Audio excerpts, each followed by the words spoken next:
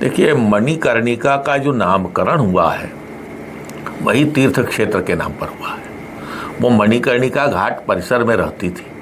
कुछ जगहों पर किसी ब्रह्मनाल के वर्णन आता है, कुछ जगहों पर अब गणेश महल का वर्णन आता है, और कुछ जगहों पर सिद्धिविनायक मंदिर का परिसर आता है। ये तीनों ही परिसर जो है मणिकर्णिका घाट परिसर में आते हैं।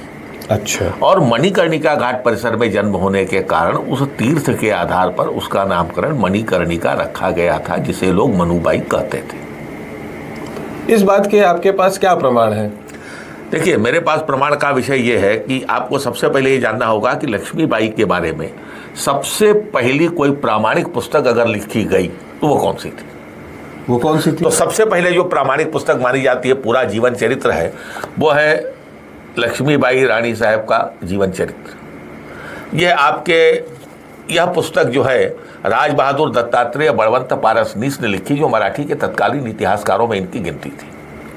इस पुस्तक में इन्होंने जो जन्मतिथि का वर्णन किया है वह है कार्तिक कृष्ण चतुर्दशी संवत 1891, तदनुसार 19 नवंबर 1835। एक चीज, अब जो लोग 80 घाट को जन्म स्थान बताते हैं वो भी इसी पुस्तक के आधार पर बताते हैं। आश्चर्य का विषय है। अच्छा। इस पुस्तक में एक जगह लिखा है कि मोरोपंत तांबे बाजीराव पेशवा की यज्ञशाला में पुरोहित थे और उनको 50 रुपये महीना वेतन मिलता था, और वो चिमा जी के साथ काशी आए। ठीक है। अब जरा सा आपको मोरोपंत तांबे का जीवन इतिहास खोजना होगा। मोरोपंत तांबे का जन्म हुआ 1811 में। 1818 में पेशवा बाजीराव द्वितीय अंग्रेजों से लड़ाई हार चुके थे। इसका मतलब होता है कि 1818 के पहले मोरोपंत तांबे पेशवा बाजीराव की सेवा में 50 रुपए की नौकरी करते थे। तो क्या 7 साल का कोई बालक किसी की यज्ञशाला में पुरोहित हो सकता है क्या? ये तो बड़ा जेन्युइन प्रश्न है आपका। जबकि उपनयन की आयु ही 5 वर्ष से 8 वर्ष मानी गई। ठीक है।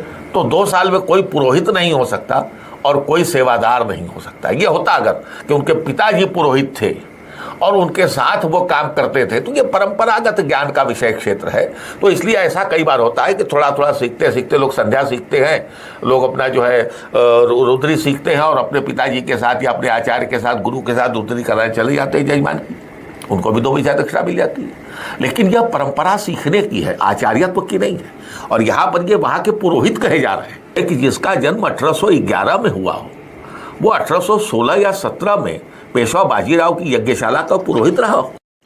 राव बहादुर दत्तात्रेय बलवंत पारसनीस के द्वारा लिखी गई पुस्तक के 2-3 संदर्भ ऐसे हैं जिसके कारण से विसंगतियां पैदा हुई। अच्छा।